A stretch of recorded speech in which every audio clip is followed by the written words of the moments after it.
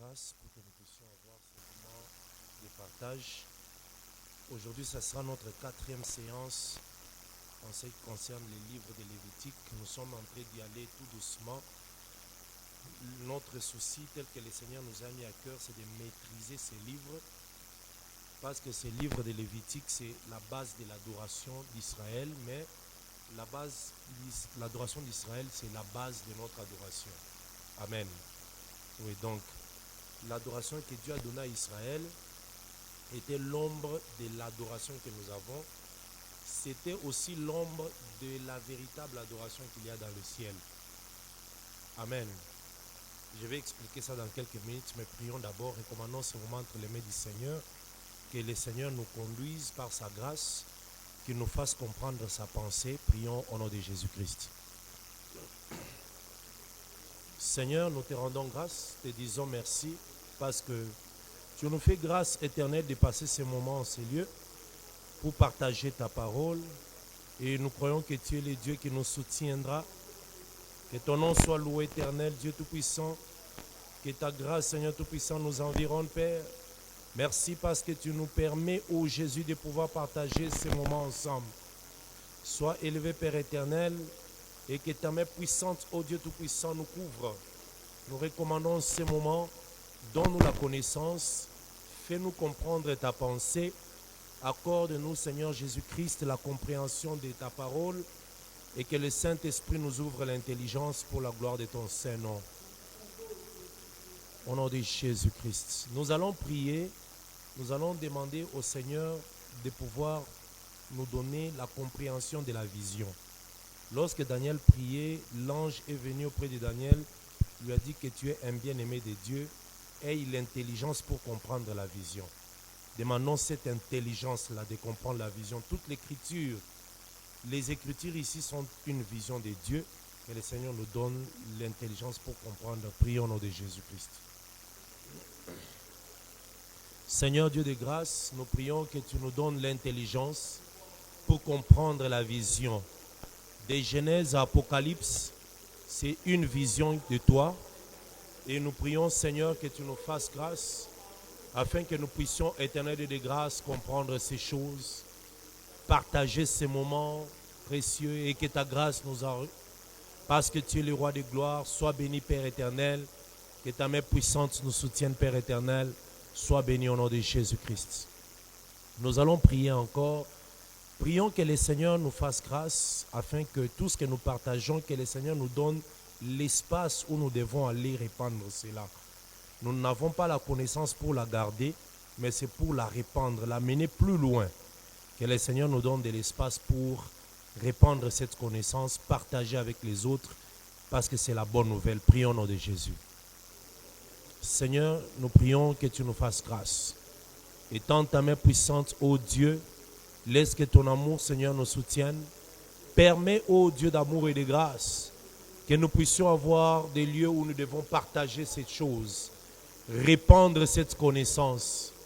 Les gens en ont besoin et nous prions que ta grâce, Seigneur Tout-Puissant, nous soutienne, que tu permettes, éternel, que cette connaissance puisse aller plus loin, que tu nous donnes de l'espace pour la partager avec les autres, Père éternel. Sois béni, ô Dieu de grâce et d'amour. C'est au nom de Jésus que nous avons ainsi prié. Amen. Alors, je disais que nous sommes en train de parler du livre de Lévitique. Chaque fois, nous n'allons pas seulement parler du verset par verset, mais nous allons ressortir beaucoup de pensées dans ces livres et beaucoup plus par rapport au service lévitique. Lisons un peu Hébreu. Hébreu. Aujourd'hui, nous allons commencer le chapitre 2, là où on nous parle de l'offrande des farines. Nous avons fini le chapitre 1 qui parlait des holocaustes. Nous avions 3 types d'holocaustes. Aujourd'hui, nous allons parler de l'offrande des farines. Hébreu, je vais prendre un passage dans Hébreu que nous allons essayer de comprendre ici.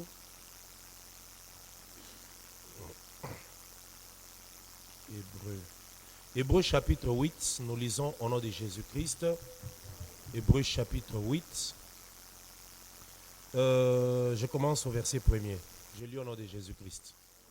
Le point capital de ce qui vient d'être dit, c'est que nous avons un tel souverain sacrificateur qui s'est assis à la droite du trône de la majesté divine dans les cieux, dont le souverain sacrificateur est allé s'asseoir à la droite de la majesté divine. Quand on dit majesté divine, ça veut dire de Dieu, dans les cieux, comme ministre du sanctuaire et du véritable tabernacle.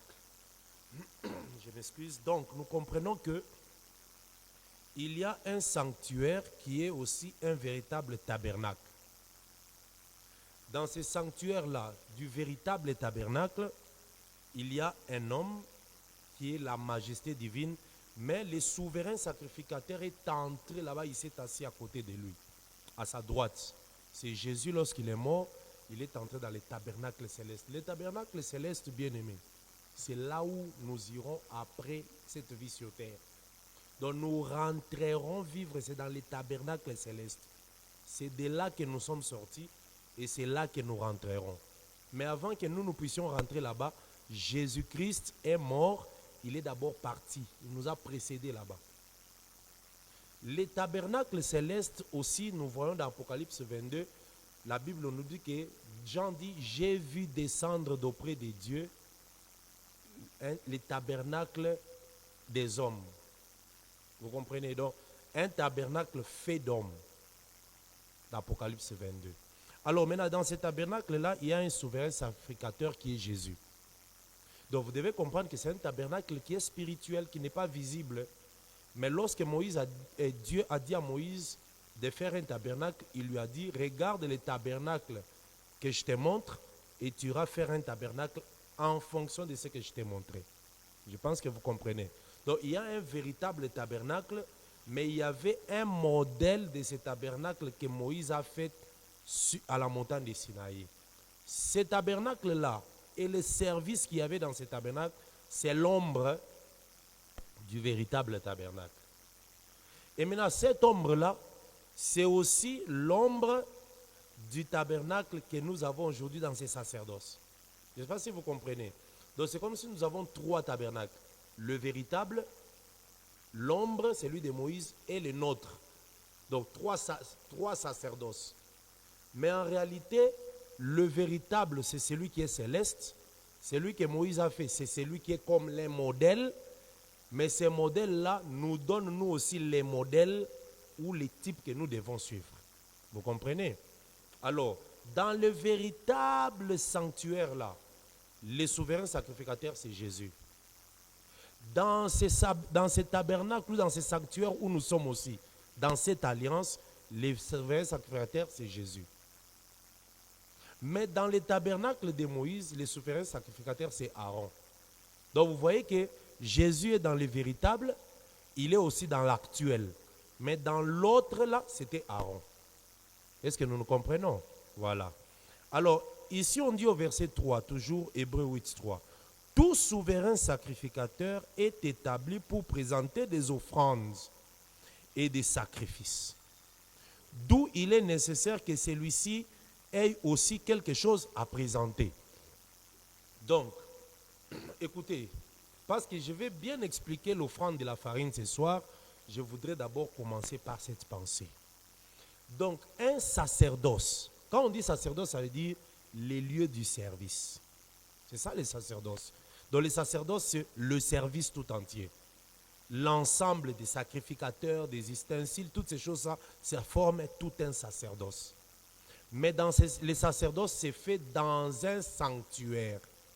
Les sanctuaires, c'est tout un tabernacle. Alors, lorsque Dieu donne à Moïse l'ordre de faire les tabernacles, il lui montre aussi comment est-ce que ce tabernacle va fonctionner, comment le travail du sacerdoce va se faire.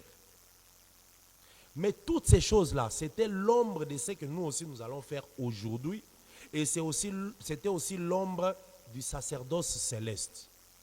Amen. Maintenant, on nous dit au verset 3 que dans tout sanctuaire ou dans tout sacerdoce, le souverain sacrificateur doit offrir des choses. Il doit offrir des choses. Alors, si nous reconnaissons qu'il y a un tabernacle céleste, là-bas, le souverain sacrificateur de là aussi doit offrir. C'est ça, non? Oui. Il doit offrir. Or, les souverains sacrificateurs dans les tabernacles célestes là, c'est Dieu lui-même. Maintenant, quelle est l'offrande qu'il lui doit offrir? Son offrande, c'est Jésus. Je pense que vous comprenez. Donc, il a tout un sanctuaire, il a un sacerdoce, mais son offrande qu'il doit offrir, c'est Jésus. Donc, son holocauste, c'est Jésus. Son offrande de farine, c'est Jésus. Son offrande d'expiation, c'est Jésus. Son offrande de culpabilité, c'est... Donc, Jésus, c'est l'offrande générale. Est-ce que nous comprenons? Ok. Verset 4. Nous sommes toujours dans Hébreux chapitre 8. S'il était sur la terre, ça veut dire les souverains sacrificateurs là. S'il était sur la terre, mais je vous informe que ces souverains sacrificateurs là, un jour, il était venu sur la terre. Vrai ou faux? Il s'appelait Melchisedec. Abraham l'avait rencontré. Donc, il avait quitté le sanctuaire céleste un jour. Il est venu sur la terre. Il a marché et il s'est rencontré avec Abraham. Mais quand il est venu sur la terre, il ne pouvait pas donner à Abraham des choses spirituelles. Il lui a donné des choses physiques, le pain et les vins. Mais ce pain et ces vins-là, ce n'est que l'ombre ou l'image du corps de Jésus. Vous voyez, ce que Melchisedec avait donné à Abraham là, il lui a donné le corps de Jésus. Il lui a donné le corps et le sang. Dans Genèse chapitre 14. Est-ce que quelqu'un comprend? Amen. Ok. Verset 4, on dit, s'il était sur la terre, il ne serait même pas sacrificateur. Parce que, il ne serait pas sacrificateur, c'est vrai, parce que, puisque là sont ceux qui présentent des offrandes selon la loi. Mais lui ne présente pas les offrandes selon la loi. Lesquels célèbrent un culte, image et ombre des choses célestes. Tout ce que Moïse faisait dans le sacerdoce là, c'était l'image du culte céleste. Maintenant, je vais vous demander, je vais vous poser une question. Dans les cultes célestes, qui sont dans ces cultes-là? Parce qu'on dit que là-bas, dans les tabernacles célestes, il y a tout un culte. Donc, il y a un sacrificateur, il y a des sacrificateurs, tout ça. Qui sont ces sacrificateurs? C'est comme ça que dans les cultes célestes, lorsque l'apôtre Jean regarde dans l'Apocalypse, il voit qu'il y a des anges. Ce sont les anges qui viennent, qui offrent les parfums. Lisez Apocalypse 8. Ils offrent les parfums. Ce sont les anges qui sonnent des trompettes. Ce sont les anges qui font ceci, cela, tout ça. Donc les anges là-bas, dans les sacerdoces là, sont en travail. Mais ils ont un souverain sacrificateur qui est Christ. Ce souverain sacrificateur avait quitté les sacerdoces là où les tabernacles. Il est venu sur terre. Il a travaillé. Quand il est mort, il est rentré dans ces tabernacles célestes là. Amen. Mais lui, il est souverain sacrificateur, mais il est aussi sacrifice. Vous comprenez pourquoi la Bible dit que Jésus est tout en tout? Il est sacrificateur et il est sacrifice. Mais chez Aaron, Aaron était sacrificateur, mais vous voyez un animal comme sacrifice. Est-ce que vous comprenez? Aaron est sacrificateur, mais vous voyez un taureau comme sacrifice. Vous voyez un agneau comme sacrifice. Vous voyez, il vient avec la farine comme sacrifice. Il prend un pigeon comme sacrifice. Maintenant, si nous allons dans la réalité, Aaron, souverain sacrificateur. Jésus est souverain sacrificateur. Maintenant, l'agneau que Aaron offrait, c'est quoi? C'est Jésus. Les pigeons que Aaron offrait, c'est quoi? C'est Jésus. Donc, Jésus, il est et sacrificateur et sacrifice. Je pense que nous nous comprenons. Voilà. Voilà pourquoi quand on parlait des holocaustes, nous avons dit qu'il y a combien de types d'holocaustes? Combien de types? 3 types d'holocaustes. Amen. L'holocauste du gros bétail, du menu bétail et du pigeon ou d'oiseau. Amen. Vous devez bien comprendre ces choses. Dans l'holocauste du gros bétail, c'est quoi le gros bétail? La vache ou le bœuf ou le veau. Petit bétail, agneau, bélier ou chèvre. Et puis pour l'holocauste d'oiseaux, pigeon ou tourterelle. Amen.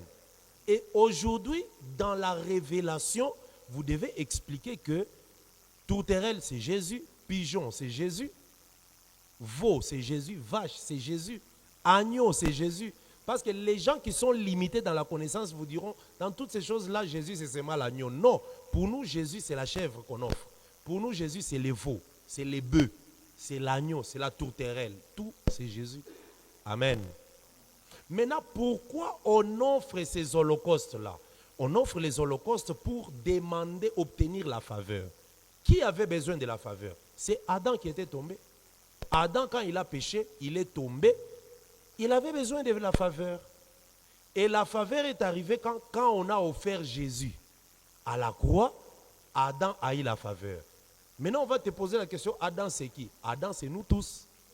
Parce que Adam, Acte chapitre, je sais combien, chapitre 26, 17, 26 je crois. La Bible dit que, je vais lire ça il faut qu'on lise, lisons.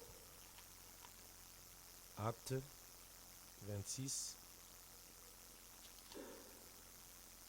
Non, c'est 17. Je lis au nom de Jésus-Christ. Acte 17.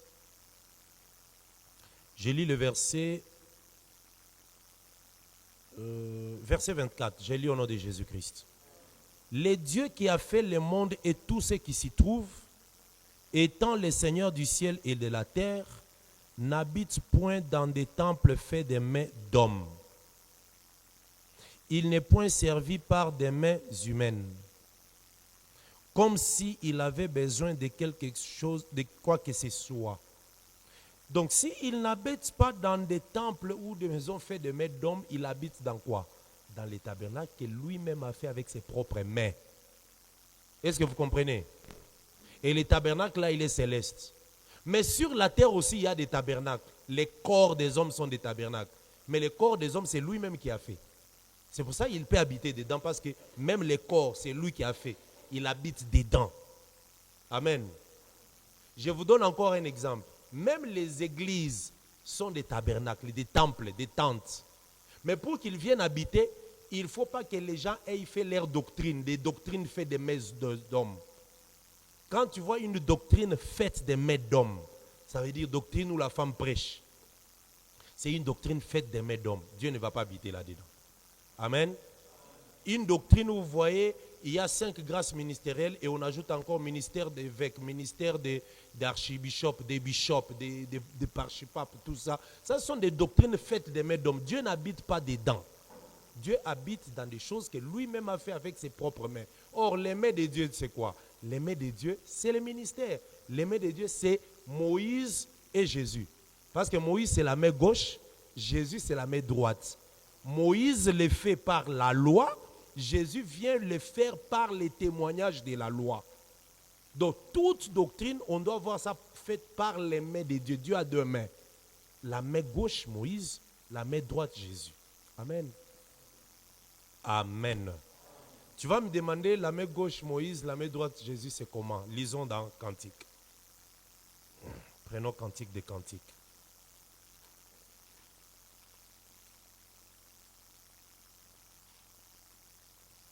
Cantique des Cantiques.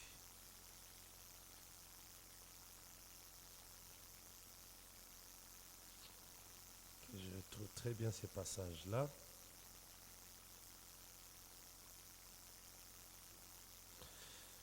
Oui, je suis dans Cantique chapitre 2.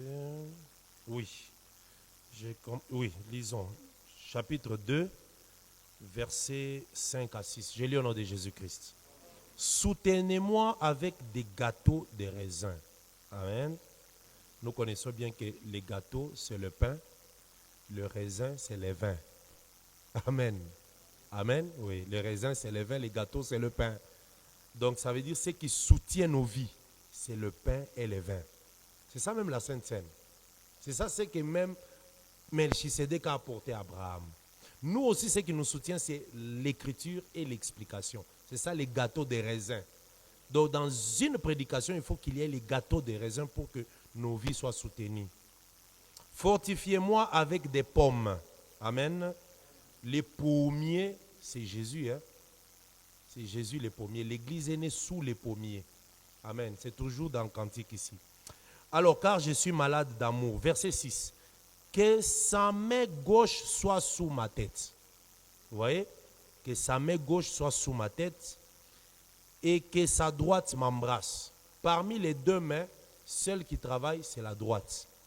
C'est elle qui fait les mouvements d'embrasser mais la main gauche, elle est laissée sous la tête. Elle soutient la tête. Vous comprenez? Elle soutient la tête, mais la droite travaille, embrasse. C'est la droite qui touche, qui caresse, mais la gauche soutient. Or, la tête, c'est qui? C'est Christ. Amen. La tête, c'est Christ. Christ est soutenu par les écrits de Moïse. Donc, il n'y a aucune écriture qui ne parle pas de Christ. Donc, si tu veux comprendre Christ, tu comprends Moïse. Parce que c'est la main gauche, la Moïse, qui soutient Christ. Amen. Et lui-même, la main droite, travaille. Voilà les deux mains de Dieu. Une main qui soutient et une autre qui travaille. Quand on dit soutenir, ça veut dire quoi? Appuyer. C'est ça même. Donc, quand on parle de la grâce, on regarde dans la loi. Tu ne peux pas créer des choses dans la grâce si la loi n'est là rien. Parce qu'il faut que la loi soutienne ce que tu dis là. Amen. Alors, nous étions où? Acte 17. Supportez que nous partions comme ça, hein, qu'on fasse un peu de voyage de temps en temps dans les Écritures. Acte 17. La Bible dit, verset 24, « Le Dieu qui a fait le monde et tout ce qui s'y trouve, étant le Seigneur du ciel et de la terre, n'habite point dans des temples faits de mains d'hommes. Il n'est point servi par des mains humaines, comme s'il avait besoin de quoi que ce soit. Lui qui donne à tous la vie, la respiration et toutes choses. Il a fait que tous les hommes sortis d'un seul sang. Je répète. Il a fait que tous les hommes sortis d'un seul sang habitassent sur toute la surface de la terre. Je vais vous poser une question.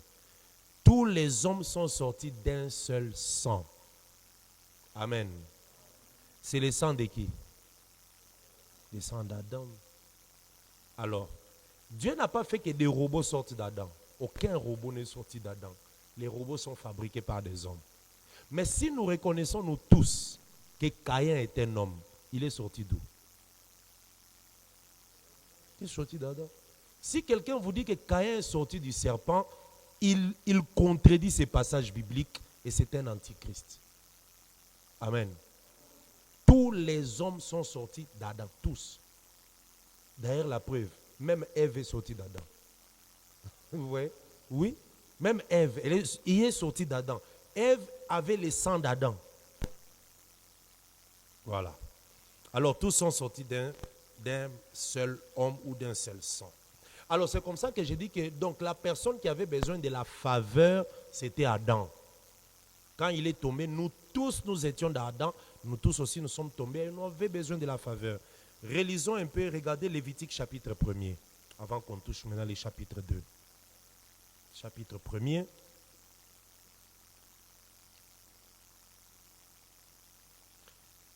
Voilà, je lis les versets 1 à 3. Je lis au nom de Jésus-Christ. L'Éternel appela Moïse de la tente d'assignation, lui parla et dit, parle aux enfants d'Israël. C'est ça, hein? Et dis-leur, lorsque quelqu'un d'entre vous fera une offrande à l'Éternel, il offrira du bétail, du gros ou du menu bétail. Si son offrande est un holocauste de gros bétail, il offrira un mâle sans défaut. Il offrira à l'entrée de la tente d'assignation devant l'Éternel pour obtenir sa faveur. Voilà. L'objectif de l'holocauste, c'est pour que l'homme obtienne la faveur. C'est ça. Jésus-Christ est l'holocauste qui a été offert pour que Adam obtienne la faveur. Adam est le fils de Dieu et il est l'image de Dieu. Quand il a péché, il n'y a que Dieu qui est sa réalité, qui pouvait offrir quelque chose pour lui. Donc quand Dieu offre, c'est comme si c'est Adam qui a offert. Est-ce que quelqu'un comprend? Parce qu'on dit que si quelqu'un veut offrir, Adam a offert, mais par Dieu. Et même le Adam qui offre, c'est qui? C'est Jésus lui-même. Le sacrificateur ou la personne qui vient donner, c'est Jésus. Or, Jésus est le second Adam. Donc, l'Holocauste, voilà. Alors, dans toutes les 3 premières séances, j'ai parlé de l'Holocauste en ce qui concerne de parler par révélation. J'ai dit que l'Holocauste, c'est Jésus. que ce soit le gros bétail, menu bétail ou l'oiseau. Maintenant, je voulais, avant de toucher le deuxième chapitre, vous faire comprendre que l'Holocauste, on doit en parler aussi d'une manière doctrinale. Or, dans la doctrine, l'Holocauste, c'est toi. Toi, tu dois aussi être un Holocauste. Est-ce que vous comprenez? Oui. Donc, un chrétien, un enfant de Dieu doit être un Holocauste. L'Holocauste, c'est quoi? C'est l'animal qu'on brûle sur l'autel dans l'entièreté, totalement. Or, quand on brûle comme ça veut dire qu'on donne ça à Dieu. Maintenant, regardez l'Holocauste dans la doctrine. Romains.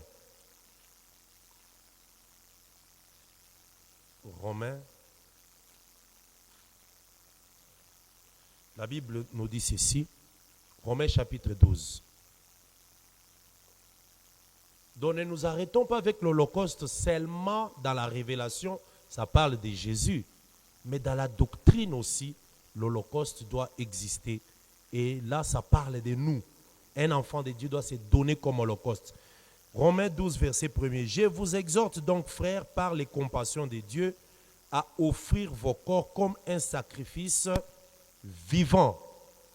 Retenez ici que quand on dit sacrifice vivant, c'est l'Holocauste d'oiseau. Il ne part pas totalement. Même quand vous l'offrez là, vous allez couper ses ailes, mais vous n'allez pas les détacher.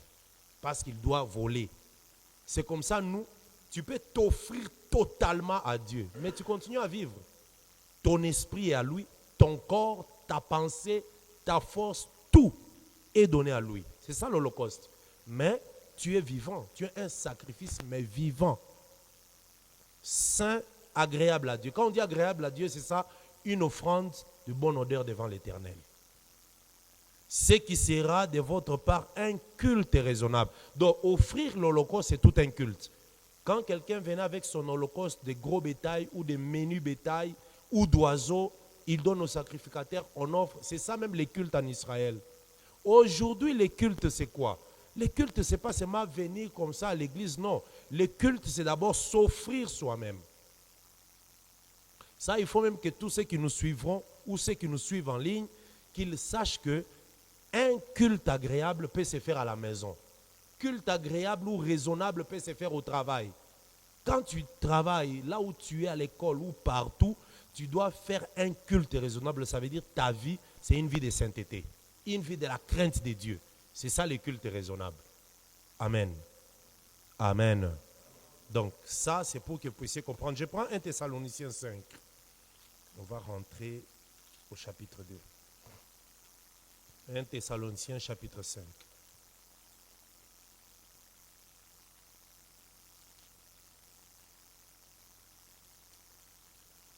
La Bible dit ceci.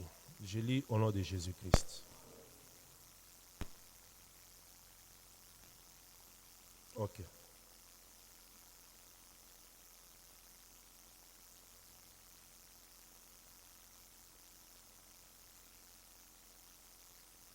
Verset 23. Que le Dieu de paix vous sanctifie lui-même tout entier et que tout votre être, l'esprit, l'âme et le corps soient conservés irrépréhensibles lors de l'avènement de notre Seigneur Jésus-Christ. Vous voyez l'Holocauste?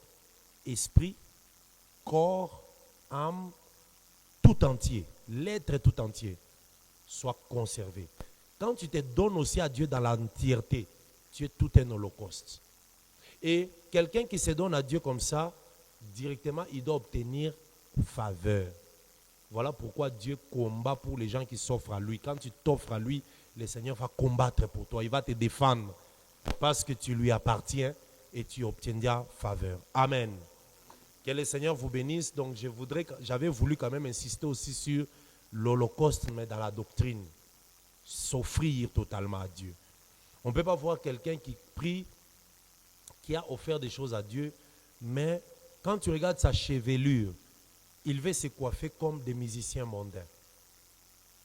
Il y a des gens qui se sont offerts à Dieu, mais quand tu regardes son accoutrement, l'accoutrement n'est pas offert à Dieu. Tu regardes son langage, le langage n'est pas offert à Dieu. Là, tu n'es pas un holocauste. Amen. Ok, prenons Lévitique chapitre 2. Que le Seigneur vous bénisse. Je vais faire la lecture, les chapitres 2 à 16 versets. Aujourd'hui, nous allons aller jusqu'au verset 10 d'abord. Je lis au nom de Jésus-Christ. Lorsque quelqu'un fera à l'Éternel une offrande en don, son offrande sera des fleurs de farine. Il versera l'huile dessus et il y ajoutera de l'encens. Il l'apportera au sacrificateur fils d'Aaron. Et le sacrificateur prendra une poignée de fleurs de farine arrosées d'huile avec tout l'encens et il brûlera cela sur l'autel comme souvenir. C'est une offrande d'une agréable odeur à l'Éternel. Ce qui restera de l'offrande sera pour Aaron et pour ses frères et ses fils, C'est une offrande sainte parmi les offrandes consumées par le feu devant l'Éternel. Si tu fais une offrande de ce qui est cuit au four, qu'on se serve de fleurs de farine et que ce soit des gâteaux sans levain pétris à l'huile et des galettes sans levain arrosées d'huile.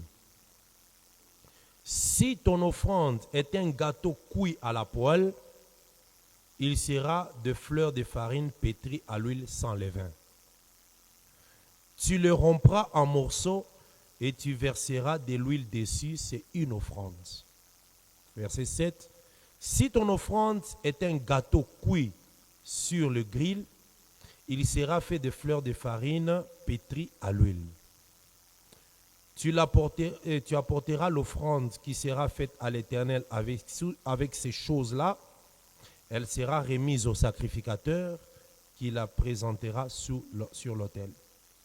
Le sacrificateur en prélèvera ce qui doit être offert comme souvenir et les brûlera sur l'autel. C'est une offrande d'une agréable odeur à l'Éternel. Ce qui restera de l'offrande sera pour Aaron et pour ses fils.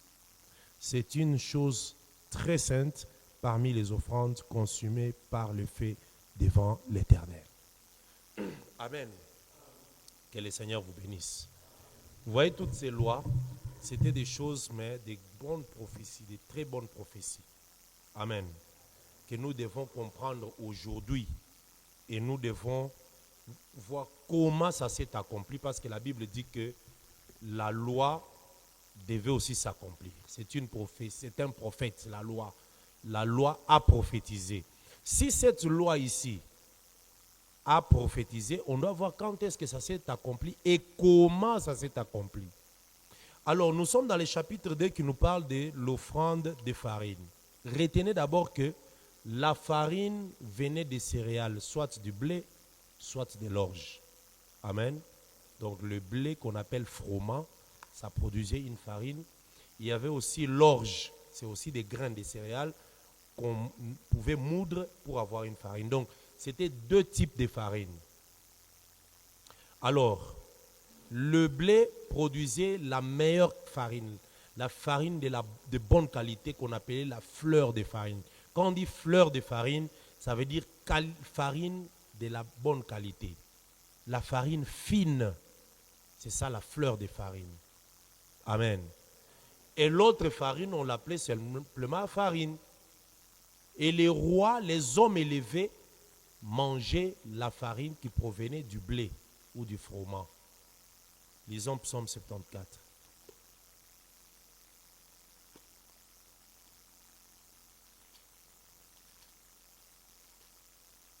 Psaume,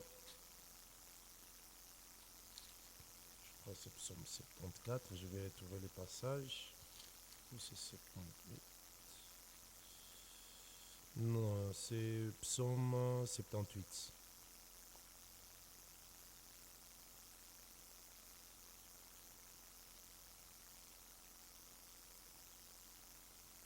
Amen. Psaume 78, ce n'est pas 74, 78. Je commence la lecture au verset 21.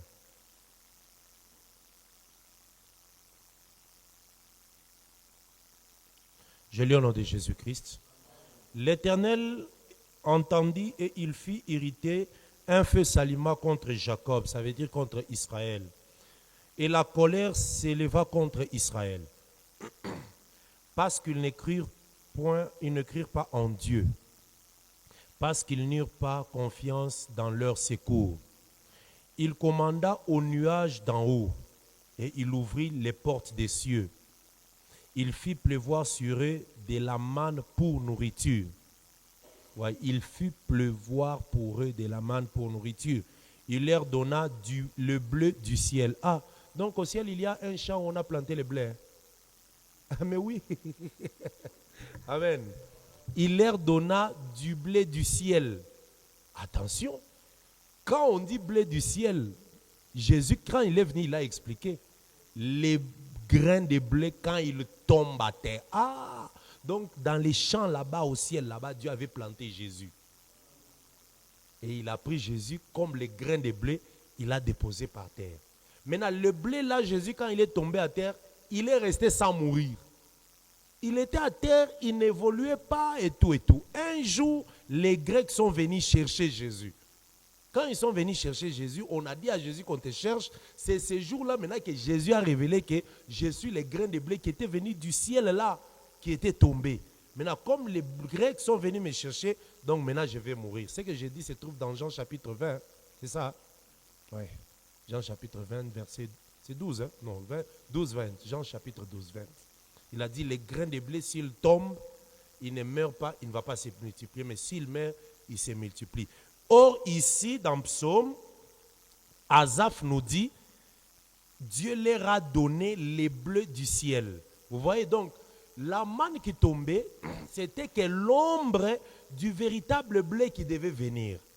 Voilà pourquoi quand Jésus est arrivé, lui qui est le véritable blé, il a dit, je suis la manne. Et la Bible dit, il est la manne cachée. Donc, il est le véritable blé du ciel. C'est qu'ils avaient... Et puis, vous savez, les enfants d'Israël, quand ils ont mangé la manne, Jésus arrive, ils font des fiers devant Jésus. Il dit, nos pères ont mangé de la manne et tout ça. Jésus a dit, vos pères ont mangé de la manne, mais ils sont morts. Mais moi, si vous me mangez, vous n'allez pas mourir. Donc, il y a une différence entre les deux mannes. Mais ça, c'est le bleu du ciel. Amen. Ok. Verset 25. Donc, 24, il leur donna le bleu du ciel. Ils mangèrent tous les pains des grands. Vous voyez? Le blé produit les pains des grands. Le blé produit les pains des grands. Amen. Voilà, que le Seigneur soit loué. Je pense que c'est ce que je voulais prendre ici. Voilà. Donc, le pain des grands provient du blé. Le pain de tout le monde provient de l'orge. L'orge, dans la culture ou dans l'agriculture des Juifs, quand je vous ai prêché sur l'année de les saisons, hein, la pluie de la première saison et la pluie de l'arrière-saison.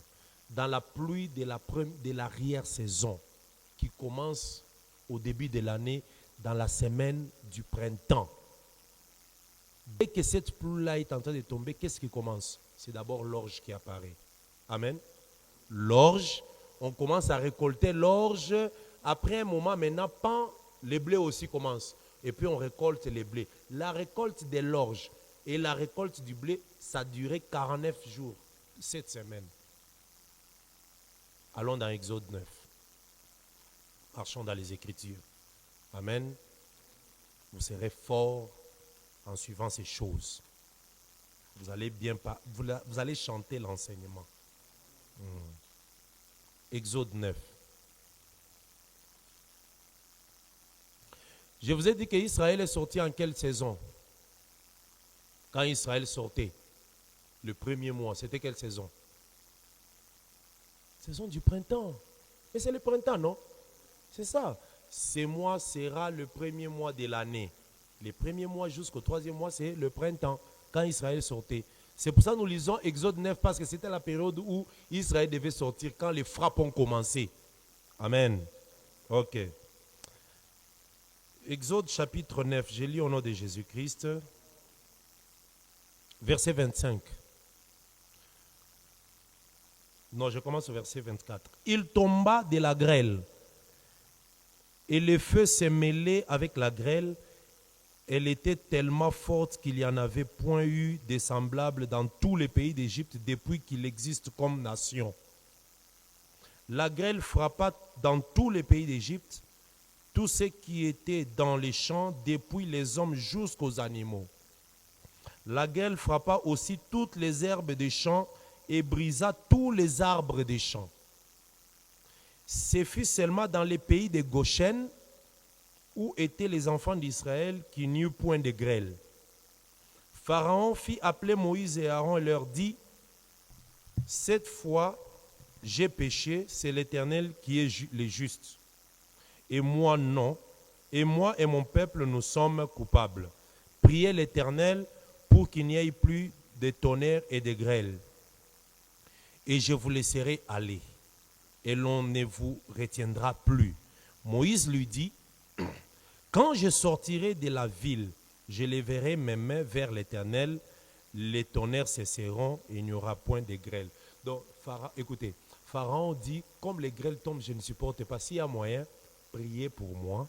Si vous terminez à prier, la grêle s'arrête, je vais vous libérer. Moïse a dit, non, libère-nous qu'on parte. Quand on sera en dehors de la ville, là, c'est quand je vais prier, la grêle va tomber. Parce que lui, Pharaon voulait qu'on prie pour lui. Dès que la grêle s'arrête, il refuse de les libérer. Moïse aussi a dit, non, non, toi libère-nous d'abord. Quand nous on va sortir, on arrive en dehors de l'Égypte. Maintenant, je vais lever ma main, la grêle va s'arrêter. Amen. Dans la vie, il faut aussi savoir négocier les choses. Hein. Même si on est spirituel, il faut savoir marchander, il faut savoir négocier. On ne peut pas tout te dire comme ça, toi tu acceptes. Amen. Non, tu dis, donne-moi la marchandise, je te donne l'argent. Toi, tu veux d'abord que je te donne l'argent et puis tu vas m'envoyer la marchandise. Non. Vous savez, c'est lui qui a fait ça. C'est une erreur. C'est qui? Qui avait ça? Vous avez oublié, Judas et Tamar. Amen.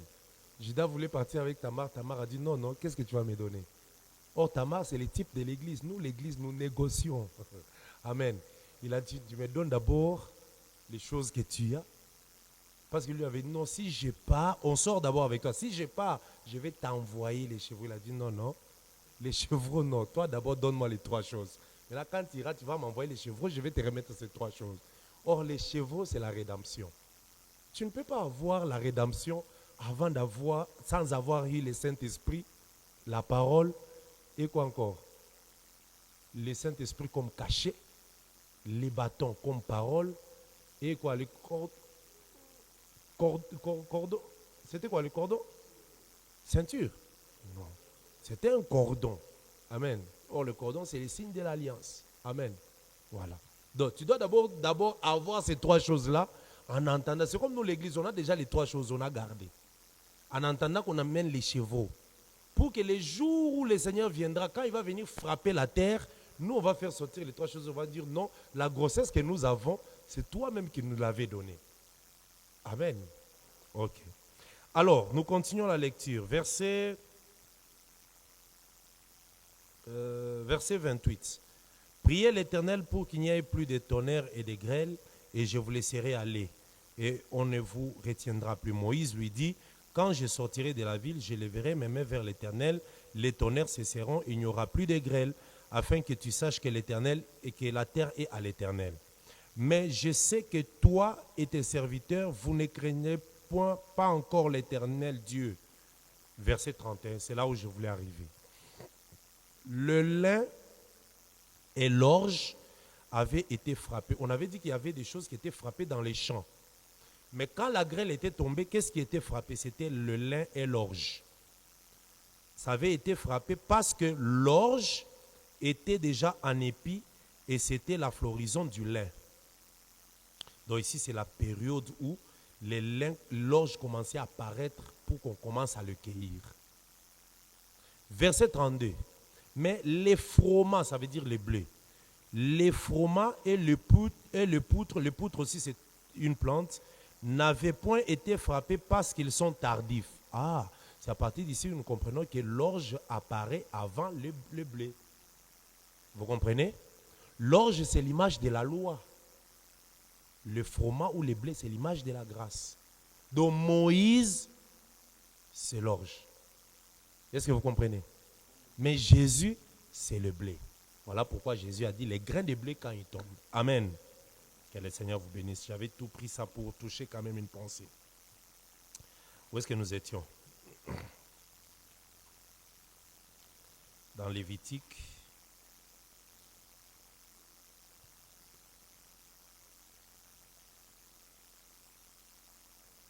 On était en train d'expliquer quoi? Parce que je suis allé très loin. Amen. Continuons quand même. Nous rentrons dans Lévitique. Alors, nous étions en train de toucher ces choses parce que je parlais du pain. Le pain provient de deux choses. Soit de l'orge, soit du blé. Maintenant, écoutez. Il y a le grain, la blé. Lorsqu'on le moud, il devient farine. Farine, il devient pâte. Et puis pâte, il devient pain. C'est ça, non? C'est ça. Grain, farine, pâte, pain. Que ce soit blé, que ce soit farine de blé, que ce soit la pâte de blé, que ce soit les pains qu'on a fait avec le blé, tout ça représente toujours les corps.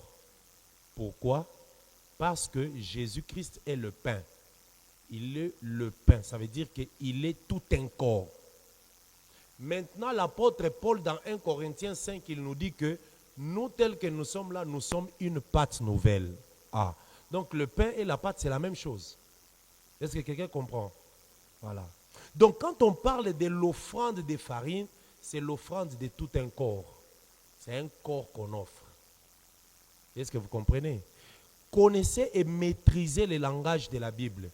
Dans le langage de la Bible, quand on te parle du blé, ce n'est pas différent de la farine, ce n'est pas différent du pain. Parce que le pain, là, avant de devenir pain, il vient du grain.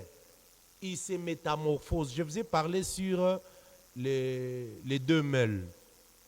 Les deux meules broient quoi? Ça broie le grain. On prend le grain, on broie, ça devient de la farine. Après la farine, on les mélange avec l'eau, il devient de la pâte. Après la pâte, on l'amène vers le four, il devient le pain. Donc c'est l'étape. Le pain que tu manges là, ne crois pas qu'il est différent du grain. Il était grain, il est devenu farine, il est devenu pâte, et puis il est devenu pain. Est-ce que c'est ça? Vous comprenez? Voilà pourquoi nous disons, quels sont les fruits qu'Adam avait mangés? Quand on dit Adam avait mangé, les fruits qu'il a mangés, mais c'est ça ce que Noé avait bu. C'est ça. Amen. Les fruits qu'Adam avait mangés, c'est ça ce que Noé avait bu. Parce que Noé, quand il a bu, lui, il a pris ça en termes de boisson. Mais Adam, lui, a pris ça en termes de fruits. Or, c'est les mêmes fruits-là qui deviennent vin. C'est les raisins. Amen. Et la preuve, c'est que quand Adam a mangé, il est devenu nu. Quand Noé a bu, il est devenu nu. Amen. Et qu'est-ce que Jésus aussi a pris avant de devenir nu à la croix? Les vins. La nuit, il a pris les vins. Et puis, il a dit quoi? La nuit, ils ont mangé des choses. Et puis, vous-même, écoutez d'abord. Ils ont mangé des choses. Il a pris le vin et ils ont mangé les pains. Mais quand il termine, il n'a pas dit « je ne mangerai plus de ces pains ». Il a dit « je ne boirai plus de ces vins ». Jusqu'à ce que j'en boirai de nouveau. Donc, le problème, ce n'était pas les pains. Le problème, c'était les vins. Les vins qu'il a pris là, c'est ce qui a fait que le lendemain aussi, il était nu à la croix. Il ne pouvait pas être différent d'Adam parce que Jésus, c'est le second Adam. Amen. Vous regardez dans le monde, les gens sont en train de s'entretuer. C'est quoi les fruits qu'Adam a mangé? C'est quoi les fruits? C'est quoi les fruits? La Bible a déjà tout expliqué. Tout expliqué. Amen. Voilà. C'est les raisins. Amen. Que le Seigneur vous bénisse. Alors, donc je disais, l'offrande de farine, ça veut dire qu'on dit offrande de farine, c'est l'offrande de corps. Ici, maintenant, écoutez ce que Moïse dit, ou dans la loi. Lorsque quelqu'un, verset 1, chapitre 2, lorsque quelqu'un fera à l'Éternel une offrande en don, vous voyez, son offrande sera des fleurs de farine. Ah, donc c'est une offrande, mais en don. Et c'est Dieu qui a, vous voyez, Dieu dans l'éternité, avec son Fils, ils étaient là en esprit, spirituel. Maintenant, qu'est-ce que Dieu fait? Pour donner son Fils, il lui forme un corps. Ce corps-là, C'est ça l'offrande de farine. Il a dit, tu n'as volé ni sacrifice, mais tu m'as formé un corps. Ça veut dire, tu m'as rendu farine. Et puis quand il a formé un corps, il a donné. C'est ça l'offrande de farine. Tout un corps.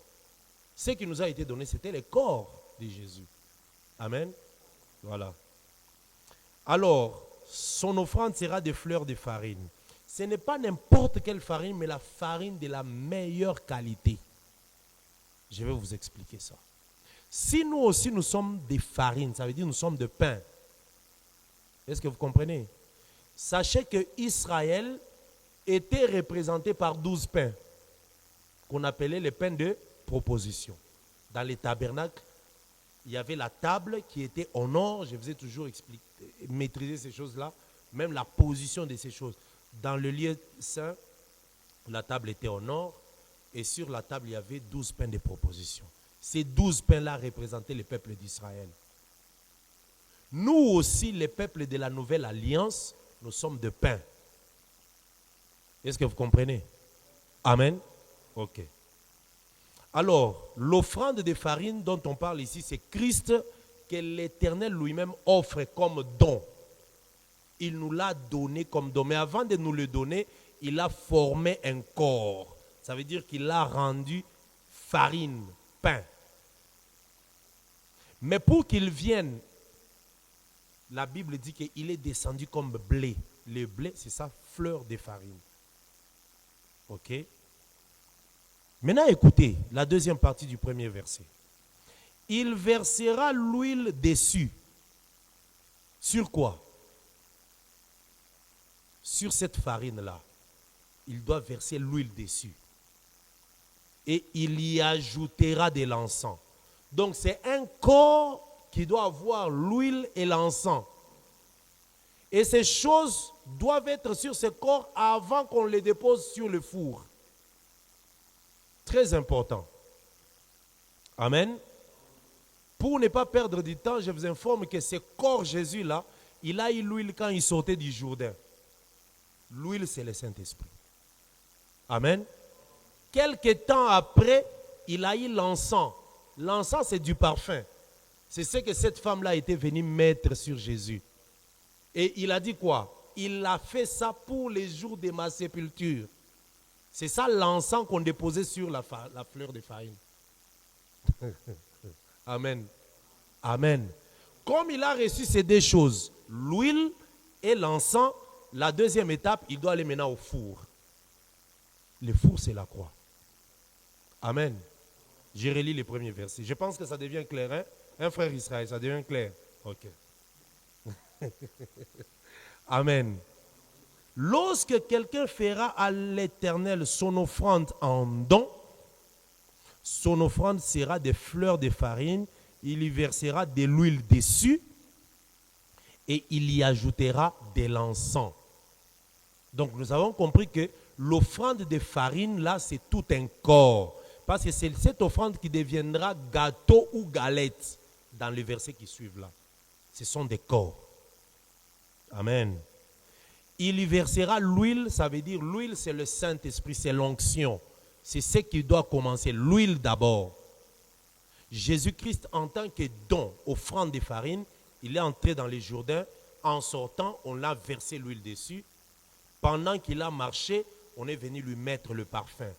L'encens donnera l'odeur, même jusqu'après la mort. Cet encens-là est représenté par le parfum qu'on a versé sur lui. Lisons.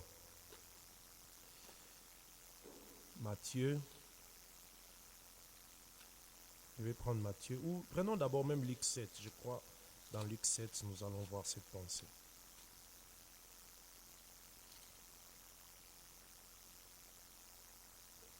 Luc chapitre 7. Amen. Que le Seigneur vous bénisse. Travaillons, travaillons, travaillons. Que Dieu vous bénisse. Vous aurez au moins le courage de te tenir à la chair et te dire, j'ai souffert, j'ai beaucoup travaillé pour être ce qu'on est. Vous voyez, les apôtres, ils ont souffert. Hein? Jésus les a soumis à des choses où la nuit à la montagne, les matins, tout ça. Quand il explique des choses à tout le monde et ne comprennent pas, ils viennent là à côté, ils disent, Jésus, mais ce que tu as dit là-bas, on n'a pas compris. Ok, venez dans la maison, je vais vous expliquer. C'est comme ça que moi aussi, je vous ai amené dans la maison ici. Amen. Là où, si je dis ça dans les temples, tout le monde ne va pas comprendre. Alors, on entre d'abord dans la maison. On explique les paraboles. Parce que l'ancienne alliance sont des paraboles. Je vous ai déjà dit ça selon Osée. Amen. Ok, j'ai lu Luc chapitre 7, verset 36. Un pharisien pria Jésus de manger avec lui. Jésus entra dans la maison du pharisien et s'est mis à table. Et voici une femme pécheresse qui se trouvait dans la ville, ayant su qu'il était à table dans la maison du pharisien, apporta un vase d'albâtre plein de parfums. Il s'étint derrière aux pieds de Jésus, elle pleurait. Et bientôt, elle lui mouilla le pied de ses larmes, puis les essuya avec ses cheveux, le baisa éloigné de parfum. Le pharisien qui l'avait invité, voyant cela, dit en lui-même, si cet homme était prophète, il connaîtrait qui et de quelle race est la femme qui le touche. Il connaîtrait que c'est une pécheresse. Jésus pria et prit la parole et lui dit, Simon, j'ai quelque chose à te dire. Maître Paul, répondit-il. Un créancier avait 2 débiteurs. L'un devait 500 deniers et l'autre 50 deniers. Je vous parlerai de ces 2 débiteurs. Un qui doit 5 deniers et l'autre 500 deniers et l'autre 50 deniers. On en parlera. Amen. On avait parlé de l'économe infidèle, mais il y avait beaucoup de choses à toucher. Comme il n'avait point de quoi payer, il leur remit à tous les 2 leurs dettes, lequel l'aimerait plus. Simon répondit, c'est lui que je pense auquel il a plus remis. Jésus lui dit, tu as bien jugé. Puis il se tourna vers la femme et dit à Simon, vois-tu cette femme? Je suis entré dans ta maison et tu ne m'as point donné l'eau pour laver mes pieds. Mais elle les a mouillés de ses larmes et elle les a souillés avec des cheveux. Tu ne m'as point donné des baisers, mais elle, depuis que je suis entré, elle n'a point cessé de me baiser les pieds. Et tu n'as point versé l'huile sur ma tête, mais elle a versé du parfum sur mes pieds. Pourquoi Jésus dit, tu n'as point versé l'huile sur ma tête, mais lui a versé quoi? Parce qu'il avait déjà reçu l'huile. Amen. L'huile, il avait déjà reçu, il restait seulement les parfums, l'encens. Dès que cette femme a versé l'encens, directement Jésus dit ceci, écoutez. C'est pourquoi je te dis, ses nombreux péchés ont été pardonnés, car elle l'a beaucoup aimé. Mais celui qui a pardonné peu, aime peu. Elle dit, ta femme, tes péchés te sont pardonnés. Non, je cherche juste là où il a parlé de sépulture. Regardons dans Matthieu alors. Je crois que là, c'est dans Matthieu. Amen. Je voudrais vous expliquer pourquoi les versets 1 de Lévitique donnent accès au verset 2. Prenons d'abord Matthieu 26.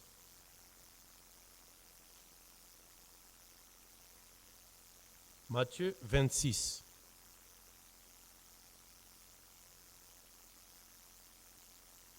Est-ce que c'est là qu'il a parlé de sa sépulture? Non plus. Hein?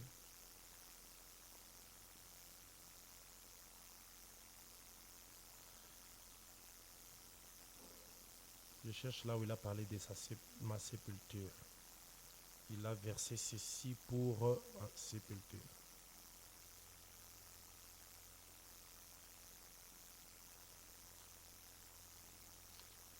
Je fais un peu Marc 14. 12, hein, que Dieu soit loué. Nous y étions. Voilà. Alors, c'est la même pensée. Je reprends le verset 6 alors. C'est là que nous devrions arriver. Comme Jésus était à Béthanie, dans la maison de Simon le lépreux, une femme s'approcha de lui, tenant un vase d'albâtre qui renfermait un parfum de grand prix. Et pendant qu'il était à table, elle répandit le parfum sur sa tête. Les disciples, voyant cela, s'indignèrent et dirent, à quoi bon cette perte? On aurait pu vendre ces parfums très chers et en donner les prix aux pauvres. Jésus, s'en étant aperçu, leur dit, pourquoi faites-vous de la peine à cette femme? Elle a fait une bonne action à mon égard. Car vous avez toujours les pauvres avec vous, mais vous ne m'avez pas toujours. En répandant ces parfums sur mon corps, elle l'a fait pour ma sépulture. Donc le corps là, c'est quoi? C'est ça la farine. Amen. Hein, le corps là, c'est ça la farine. On y a répandu du parfum. Mais le parfum est venu après l'huile qui était descendue dans les Jourdains. Maintenant, c'est le parfum. Verset 13. Je vous l'ai dit en vérité, partout où cette bonne nouvelle sera prêchée dans le monde entier, on rencontrera en mémoire de cette femme ce qu'elle a fait. Donc vous voyez, dès que Jésus a reçu l'huile à la sortie du Jourdain, il attendait le moment où il doit recevoir aussi le parfum, l'encens, pour qu'il parle maintenant de sa mort. C'est comme ça qu'il a parlé de sa sépulture. Maintenant, regardez Lévitique. Lorsque nous sommes dans Lévitique, chapitre 1, verset 1, on nous dit que cette fleur de farine, on y versera l'huile dessus et on y ajoutera de l'encens. Verset 2. Il l'apportera au sacrificateur. Retenez bien sacrificateur et au pluriel. Est-ce que vous voyez avec moi? Ok. Il l'apportera au sacrificateur fils d'Aaron. Le sacrificateur singulier prendra une poignée de cette fleur de farine arrosée d'huile avec tout l'encens et il brûlera cela sur l'autel comme souvenir. Amen. C'est une offrande d'une agréable odeur. Parlons du verset 2. Amen. Donc, on dit que cette offrande-là, on doit la prendre. C'est la fleur de farine. Hein. On va avec au sacrificateur. Le sacrificateur, ils sont nombreux.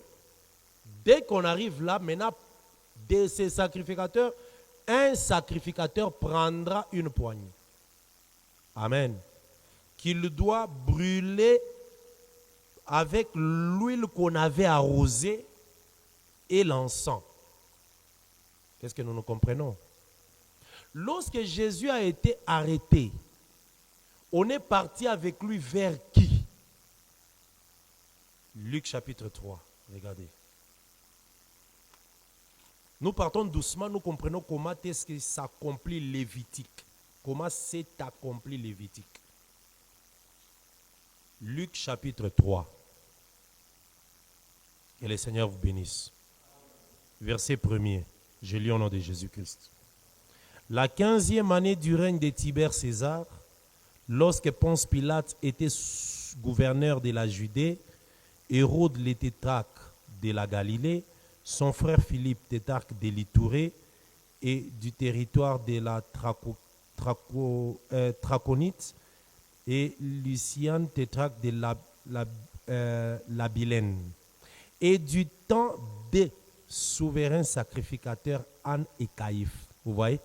Du temps des souverains sacrificateurs. Généralement, le souverain sacrificateur était seul. Il n'y avait qu'un seul souverain sacrificateur. Ça, vous savez, non? Oui. Il n'y avait qu'un seul souverain sacrificateur avec plusieurs sacrificateurs. Mais il fallait que Lévitique s'accomplisse. Ça s'est fait qu'à cette époque-là, quand Jésus vient, il y a eu 2 souverains sacrificateurs. Caïphe et Anne. Amen. Parce qu'on doit amener la fleur de farine au sacrificateur. Pluriel.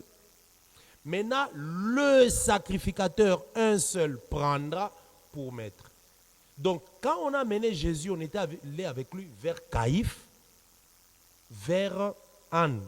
Si vous regardez comment est-ce qu'on a marché, les souverains sacrificateurs. Mais celui qui a donné l'autorisation que Jésus soit mis à la croix, c'est Caïphe. Dans Jean chapitre 11, il dit, il est avantageux que celui-ci meure pour que la nation soit sauvée. Le souverain sacrificateur. Amen. Mais on l'avait amené chez les souverains sacrificateurs. Est-ce que vous suivez la précision des Écritures? Ok. Rentrons dans le chapitre 2, verset 2. Amen. C'est comme ça qu'on travaille les Écritures. Que le Seigneur vous bénisse.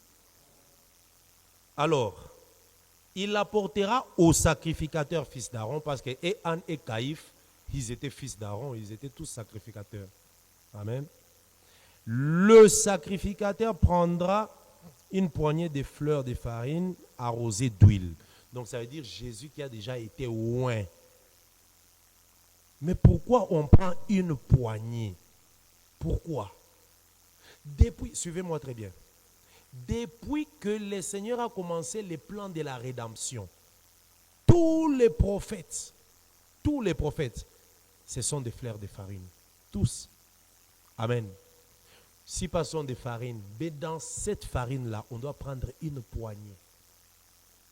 On ne pouvait pas sacrifier les prophètes, on ne pouvait pas sacrifier Élie, on ne pouvait pas sacrifier Élisée, mais on doit sacrifier juste la poignée, c'est Jésus. Amen. Une poignée. C'est comme je vous ai dit, suivez-moi très bien. L'Holocauste, c'était l'ensemble. Mais les morceaux de l'Holocauste sont des prophètes. C'est la même chose aussi avec le pain. Amen. Oui. Dans une autre façon, je vais balancer les nuages dans la prophétie. Quand on est venu avec tout cela, Jésus était là, les apôtres aussi étaient là. Les apôtres aussi sont des fleurs de farine. Mais le sacrificateur prendra seulement la poignée. Voilà pourquoi Jésus avait dit, prenez-moi mais laissez-le. Parce que c'est moi qui suis la poignée des fleurs de farine qu'on ne doit pas. Donc, on vient avec la farine en grande quantité, mais le sacrificateur, lui, fait quoi? Il prend une poignée, une quantité. C'est ce qu'il va aller brûler. Est-ce que vous comprenez ça? Amen. Efforcez-vous. Que le Seigneur vous bénisse. Ok. Alors, il prendra le sacrificateur, je suis au verset 2, hein? Voilà. Il apportera au sacrificateur fils d'Aaron. Le sacrificateur prendra une poignée de fleurs de farine arrosées d'huile avec tout l'encens. C'est vrai que c'est qu'on prend, c'est ce qui est arrosé d'huile. C'est Jésus qui avait l'esprit. Parce qu'à ce moment-là, personne n'avait encore reçu l'esprit. Et tout l'encens, ça veut dire tout ce qu'on avait mis pour la sépulture.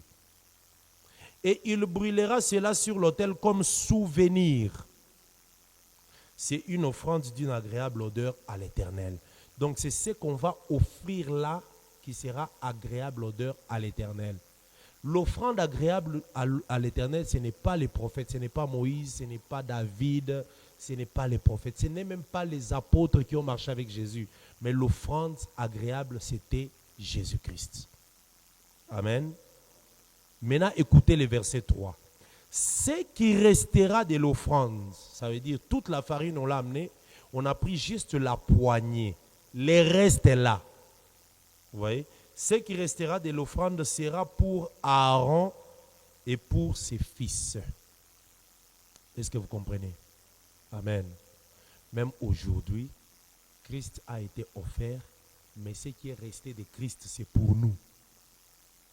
La parole aujourd'hui. Parce que nous disons que la parole, c'est le corps de Christ, non? La parole est le corps de Christ. Ce qui a été offert, c'est parti, mais ce qui est resté aujourd'hui, c'est pour nous. C'est le corps aussi que nous restons avec. C'est comme ça qu'on dit que ce qui restera sera pour Aaron et ses fils. C'est une chose très sainte parmi les offrandes consumées par les faits devant l'Éternel. C'est ainsi que lorsque nous lisons Juge, qu'est-ce que la Bible nous dit? Le vin, écoutez, lisons Juge 9. Frère Junior va lire Juge. Trouvez-nous un peu un micro. Hein? On a besoin d'un micro. On a besoin d'un micro. Ouais.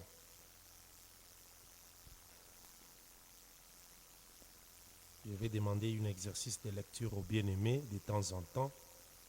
Allons dans l'apologue de Jotam, Juge 9. Nous allons juste lire la partie...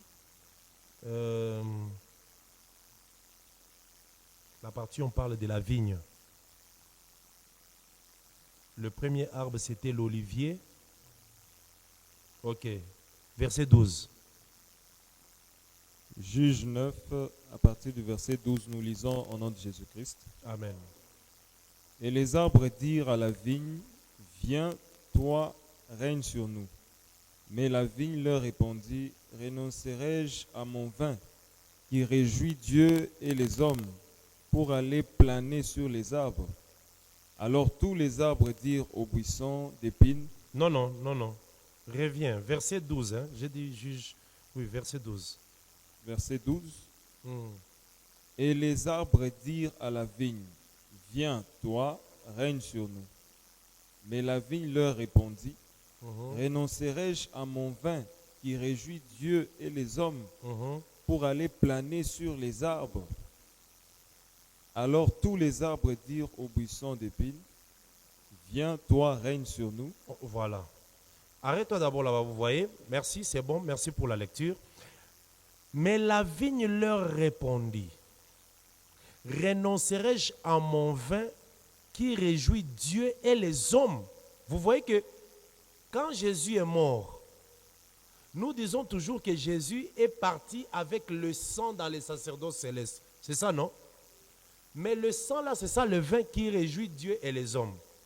Donc c'est le même sang qui part chez Dieu pour calmer sa colère depuis la chute d'Adam, mais c'est le même sang aussi qui nous réjouit. Or, le sang, c'est ça que nous appelons l'explication des Écritures. Amen. Ça nous réjouit. Ça réjouit aussi Dieu, ça nous réjouit nous aussi. C'est comme ça que dans la fleur de farine, on prend une poignée qui est brûlée, qui part pour Dieu, le reste reste pour Aaron et ses fils. C'est comme ça que le corps de Christ a été sacrifié à la croix, mais nous restons avec le reste de son corps qui est la parole. Mais on ne parle pas seulement de la parole, il y a aussi le sang. Son sang aussi est parti pour réjouir Dieu, mais ça nous réjouit nous aussi. Voilà, quand nous entendons la révélation, nous crions Amen, parce que ça réjouit Dieu et ça nous réjouit aussi. Amen. Donc s'il n'y a pas de révélation, Dieu ne va pas se réjouir. Dieu ne se réjouit pas seulement du corps, il se réjouit du vin. Amen. Donc voilà pourquoi on dit un peuple sans révélation est un peuple sans frein. Pourquoi? Dieu ne se réjouit même pas. Comment est-ce que tu peux prêcher une prédication du début à la fin, il n'y a pas de révélation? C'est quelle prédication ça? Une prédication sans révélation. Tu ne révèles rien. Jésus est venu pour révéler. C'est comme si tu es Moïse, parce que Moïse ne faisait que parler, parler, parler, il n'a jamais révélé. Ce n'est pas ça la nouvelle alliance. Dans la nouvelle alliance, il faut révéler. Si tu ne révèles pas, Paul a dit que tu es inutile. De quelle utilité vous serais-je si je ne révèle pas? Amen. Et vous entendez parfois des gens qui disent, oh, ça sert à quoi des révélations? Parlons des choses simples, l'amour, la joie, la paix, tout ça. Non, papa, si tu n'as pas révélé, Dieu ne va pas se réjouir. Parce que ce qui réjouit Dieu, c'est le vin. Ce n'est pas les corps. Que le Seigneur vous bénisse. Amen, frère Israël. Nous révélons. Amen. Que Dieu soit loué. Alors, nous rentrons dans Lévitique chapitre 2, verset 3. Donc, ce qui restera de l'offrande sera pour Aaron et ses fils. C'est comme nous, de l'offrande du corps. Parce que le corps de Christ, c'est l'offrande. De l'offrande là, il y a une partie qui est brûlée, qui est partie réjouir Dieu. Nous aussi, une partie reste pour nous. Amen. Voilà. Et c'est une chose sainte. Même l'écriture, c'est saint. Ou l'écriture, elle est sainte. C'est une chose sainte. Que le Seigneur vous bénisse. Est-ce qu'on peut prendre le verset 4? Ok. Nous allons dans 10 minutes ou 15 arrêter pour prendre quelques questions pour aujourd'hui. Amen. Que le Seigneur soit loué. Verset 4. Je lis au nom de Jésus. Si tu fais une offrande de ce qui est cuit au four, je vous ai dit que le four, c'est toujours la croix. Parce que retenez que dans le langage des Écritures, la croix, c'est le lieu du jugement. Donc Jésus a été jugé pour nos péchés. Est-ce que vous comprenez ça? Oui. Tout ce qui est feu, c'est le lieu du jugement. Ça peut être le four, ça peut être le poêle, ça peut être la grille. Vous connaissez le four, non? Four et il y a le feu dedans. Mais poêle, c'est, comment on appelle ça?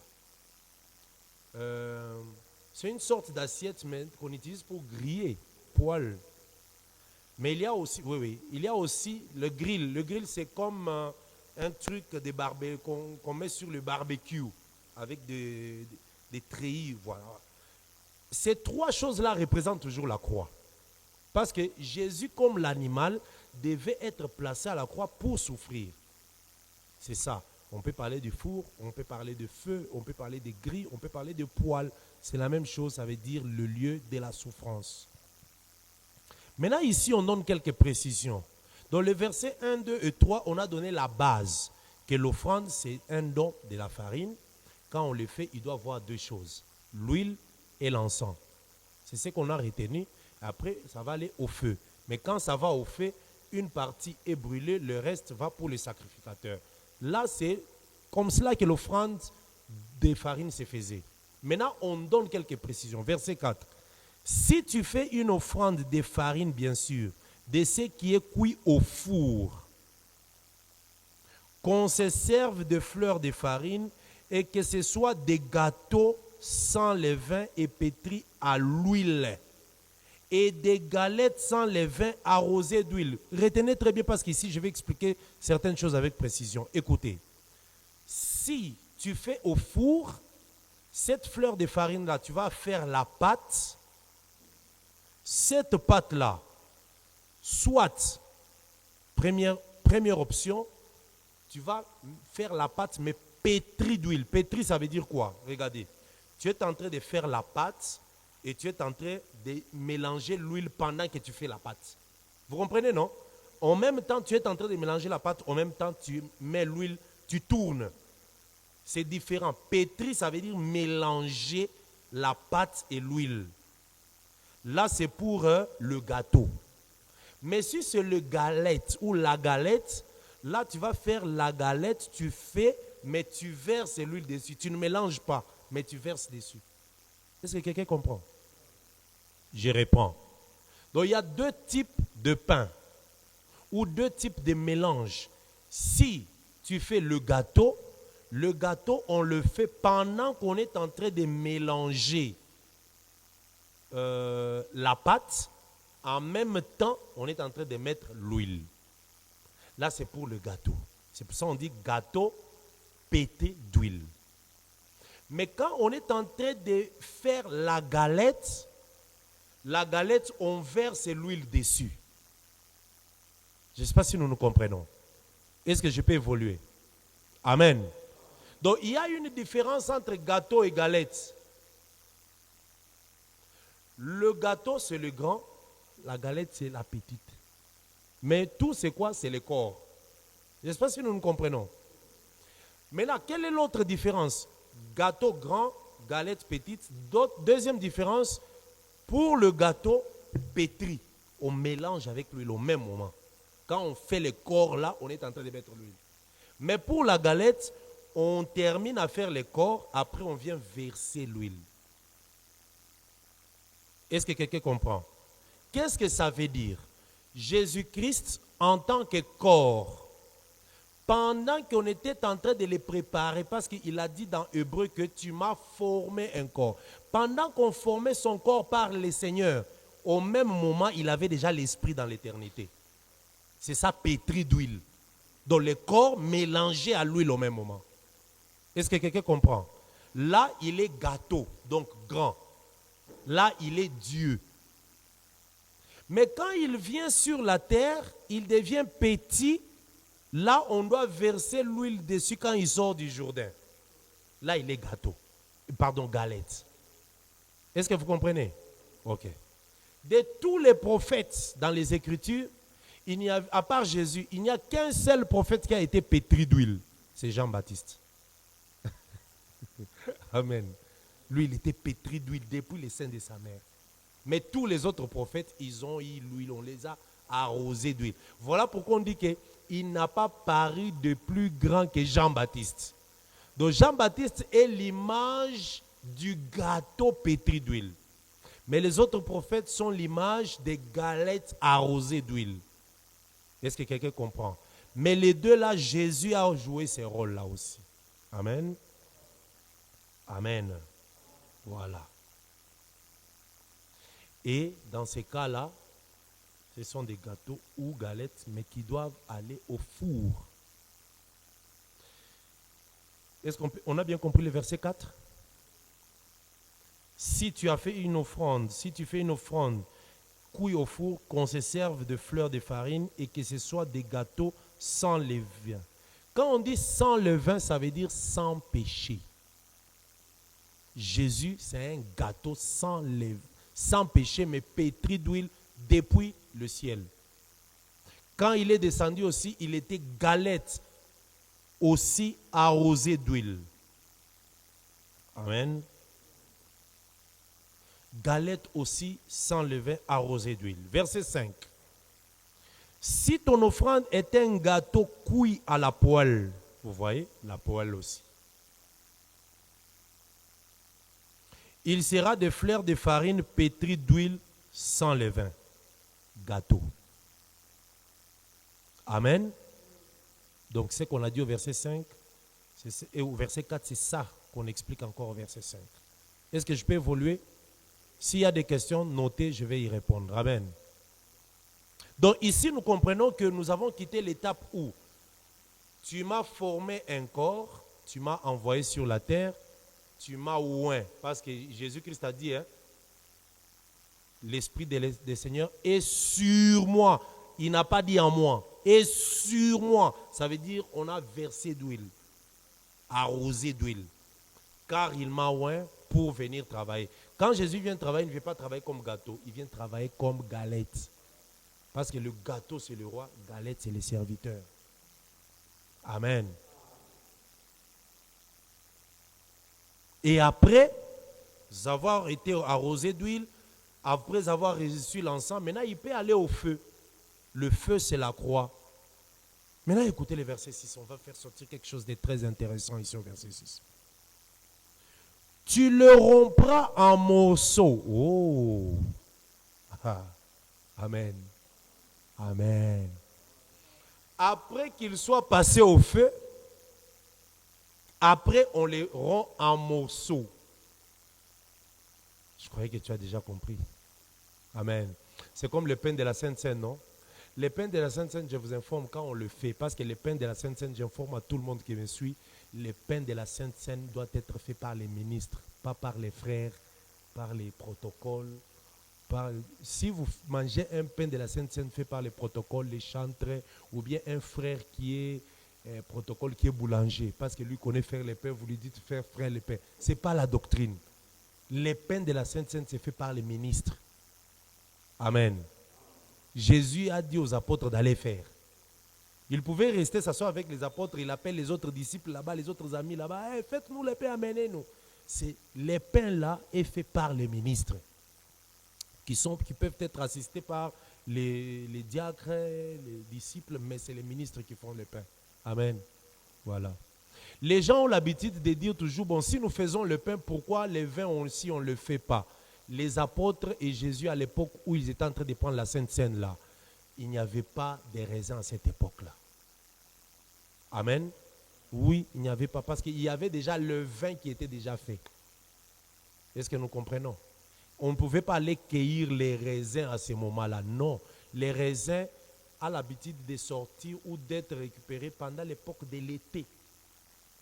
L'été et hiver, on en fait. Maintenant, le vin est permanent au printemps. Donc, eux aussi, ils étaient allés acheter le vin et non fabriquer. Ça n'existait pas. Amen. Et ça doit être le vin des raisins et non le vin des palmes. Ou les monkoyo. Non. Amen. Le vin des raisins. Que le Seigneur vous bénisse. Voilà. Maintenant, écoutez le verset 6. Tu les rompras en morceaux. Le pain là qui a été arrosé d'huile et on y a ajouté l'encens, il est allé au four ou au feu. Quand il sort, après maintenant, on les rompt en morceaux. Vous voyez? Écoutez, Jésus-Christ lui-même, il est toute une pâte. Et nous, l'Église, nous sommes une pâte. Donc nous, l'Église, nous sommes Jésus. Si tu n'as pas compris, c'est Paul qui peut bien t'expliquer, parce que quand Paul persécutait l'Église, Jésus lui est apparu sur le chemin de Damas, lui a dit, pourquoi me persécutes-tu? Lui persécutait l'Église, mais Jésus lui a dit, pourquoi me persécutes-tu? Donc Jésus, c'est l'Église. Si tu fais souffrir l'Église, tu fais souffrir Christ. Amen. Alors ici on dit, tu le couperas en morceaux. Donc le pain là qui est sorti du four là, on doit le couper en morceaux. Maintenant, après avoir coupé en morceaux, qu'est-ce qu'on dit, frère? Regardez là-bas. Tu les couperas en morceaux et tu verseras de l'huile dessus encore. Oh. Mais on avait déjà versé l'huile. On l'a amené au four. Maintenant, on le sort, on le coupe encore en morceaux, on y verse l'huile. Mais c'est l'œuvre de la Pentecôte. C'est la Pentecôte. Amen. Jésus lui-même, donc les jours de la Pentecôte, là, les apôtres là sont les morceaux de pain. Est-ce que quelqu'un comprend? Ce sont des morceaux de pain, mais un pain qui était déjà passé au four. C'est comme les morceaux de l'Holocauste. Amen. Amen. Voilà. Que le Seigneur vous bénisse. Ici, alors, je voulais insister que Jésus, dans la nuit, quand il faisait la Sainte Seine, qu'est-ce qu'il a fait? Il a pris un pain, il a donné à Pierre. Morceau de pain, Jacques. Morceau de pain, Jean. Morceau de pain, quand je dis Jacques, ça veut dire les disciples, Jacques, Jean, tout ça. Chacun mangeait les morceaux de pain. Tout celui qui mangeait les morceaux de pain, lui-même automatiquement devenait un pain. C'est ça, non? Oui, parce que quand nous mangeons la parole, nous devenons la parole. C'est ainsi qu'au verset 6, on dit, tu le rompras en morceaux et tu y verseras de l'huile dessus. Donc, les jours de la Pentecôte, c'était les pains en morceaux sur lesquels on a versé l'huile dessus. Donc, les chapitres 6, nous arrivons dans Actes chapitre 2.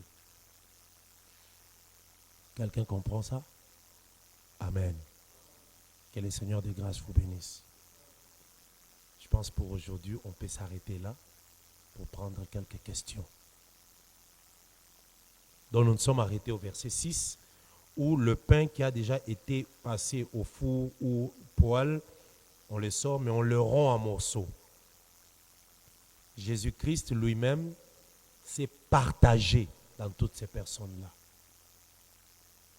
Les jours où le Saint-Esprit est descendu, c'était des pains qui ont reçu l'huile. Nous aussi aujourd'hui, nous sommes des pains arrosés d'huile. Est-ce que nous comprenons? Que la paix de Christ soit avec vous. Nous pouvons prendre quelques 2, 3, 4 questions avant de terminer. Et nous allons continuer à partir du verset 7 jusqu'au verset 16 la séance prochaine. Les micros, on peut nous aider. Micro, qu'on puisse donner au frère. Oui, frère John, prend les micros pour ta question. Oui, merci, docteur, pour... Je voudrais, si on peut aussi nous aider ici. Frère Justin peut garder la position là-bas, mais nous aider ici pour qu'on puisse avoir quand même les questions aussi.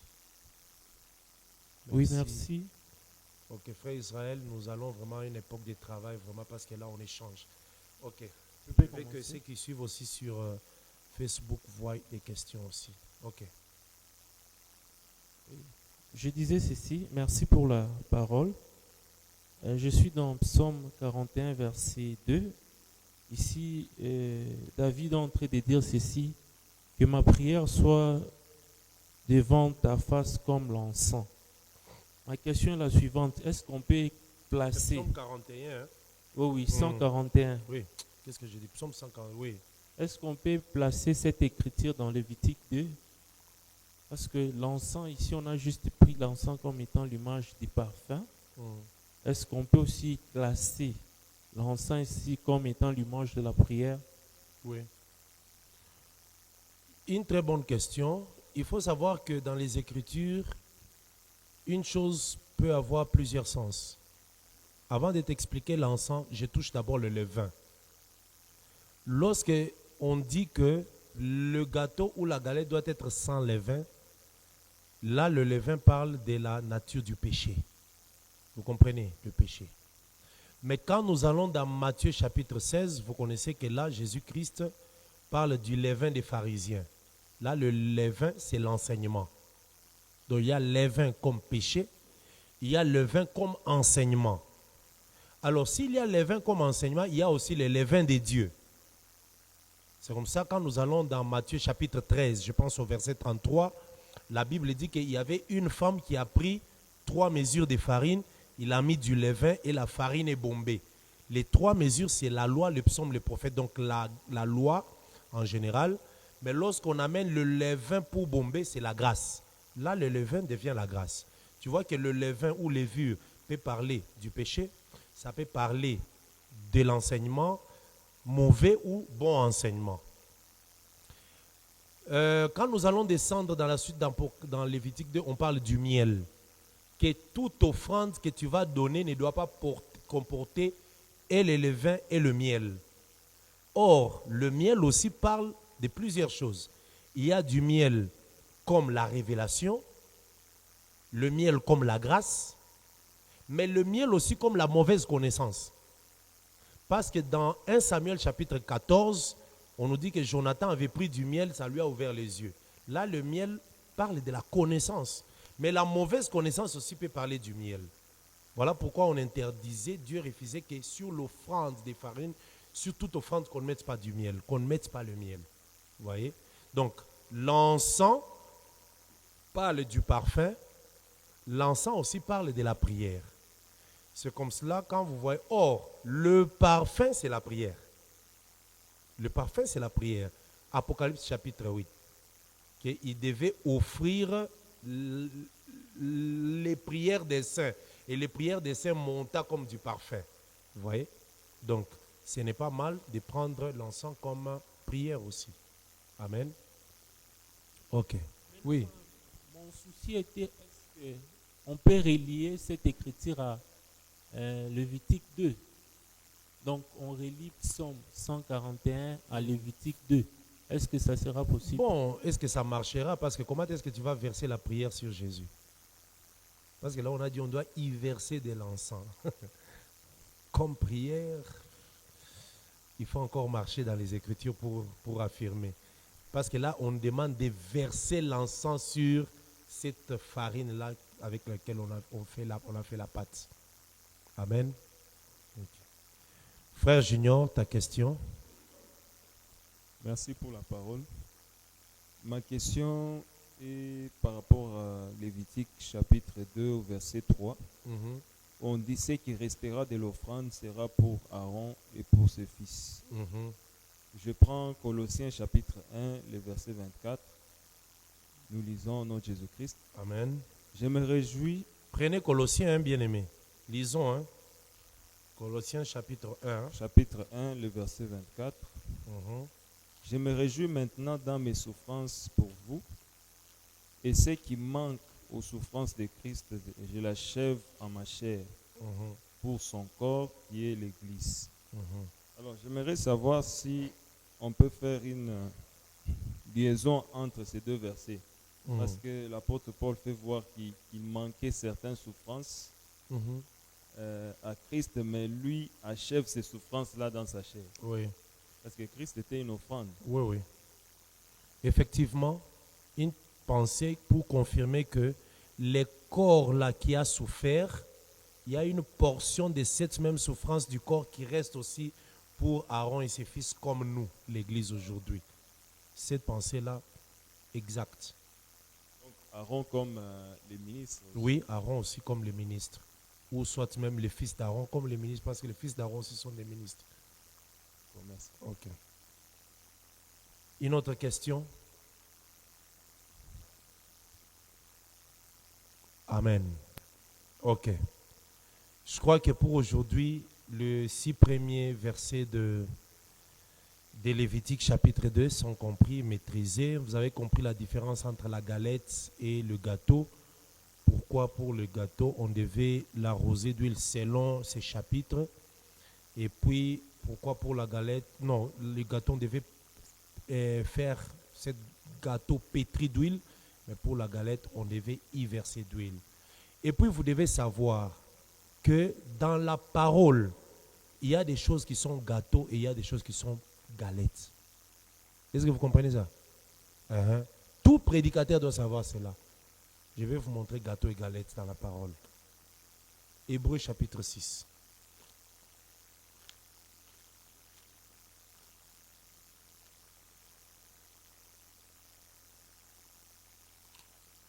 Hébreux chapitre 6.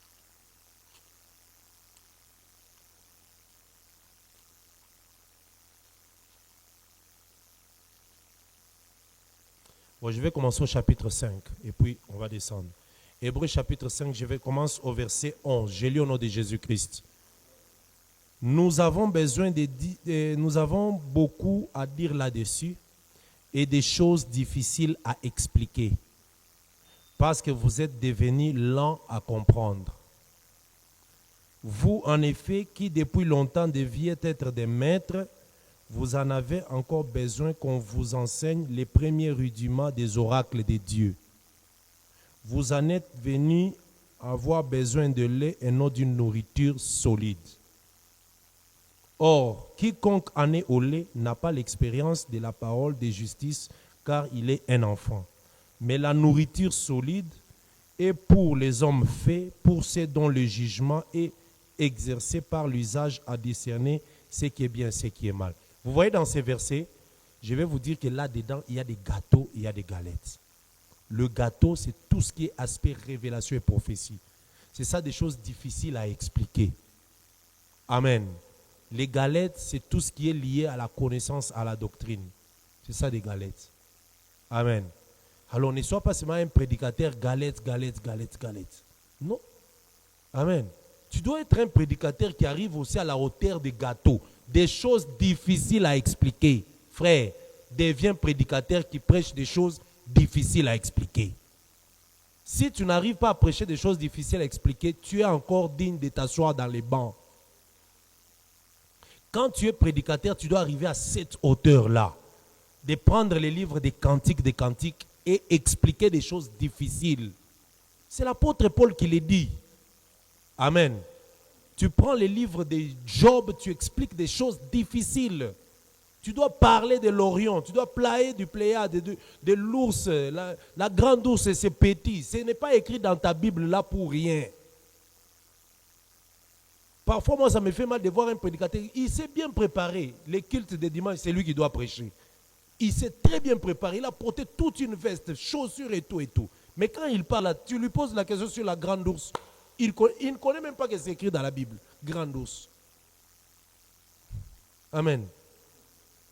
Quand on lui dit que non, le crocodile ou c'est l'hippopotame, le crocodile a petit d'éternuer, il ne connaît pas. Mais toute une Bible. Et puis quelqu'un comme ça, il veut manger la dîme. Amen. J'ai dit ça pour révolter tout prédicateur qui me suit que dans la Bible, il y a des choses difficiles à expliquer. Et on dit il y a aussi des rudiments. Les rudiments, c'est comme quoi? Les pardons, l'amour, visiter les malades. Ce sont les premiers rudiments des oracles. C'est ce que Paul nous fait voir, les premiers rudiments des oracles. Amen.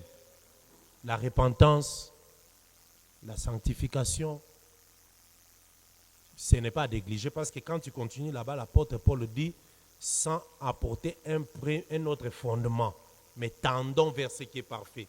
Ce qui est parfait, c'est quoi? C'est des choses difficiles. Vous voyez? On a même expliqué là-bas, renoncement aux œuvres mortes, baptême, et quoi encore? La foi en Dieu, l'imposition des mains. Vous voyez, tout ça, ce sont ce qu'on appelle les premiers rudiments. Mais on dit, tendons maintenant vers ce qui est parfait. Ce qui est parfait, c'est la hauteur. C'est ce qui est plus loin. C'est ça les gâteaux. Des choses pétries à l'huile. Les choses que tu amènes plus bas là, c'est bien, on ne va pas changer les fondements, mais ça, ce sont des galettes arrosées d'huile. Pourquoi on dit pétri? C'est parce que le corps est mélangé avec l'huile. Tu ne vas pas voir l'huile dedans. Amen. Donc c'est la pâte, mais tellement mélangée, tu se confondis et la pâte et l'huile. Mais pour la galette, quand tu regardes comme ça, tu vois que la galette est là, l'huile est au-dessus. C'est ça que Paul voulait dire, qu'il y a des choses difficiles à expliquer. Amen. Et on dit que ceux qui arrivent au niveau des choses difficiles à expliquer, ce sont eux qui sont les maîtres. Quand tu n'es pas encore arrivé au niveau d'expliquer les choses difficiles, tu n'es pas encore maître. Et puis Paul s'est plaint. Il dit, vous qui deviez être des maîtres, 20 ans dans l'église, 15 ans, 14 ans, tu ne connais toujours pas les 70 semaines de Daniel. Tu as 35 ans à l'église, tu ne sais pas expliquer les 110 jours dans Daniel.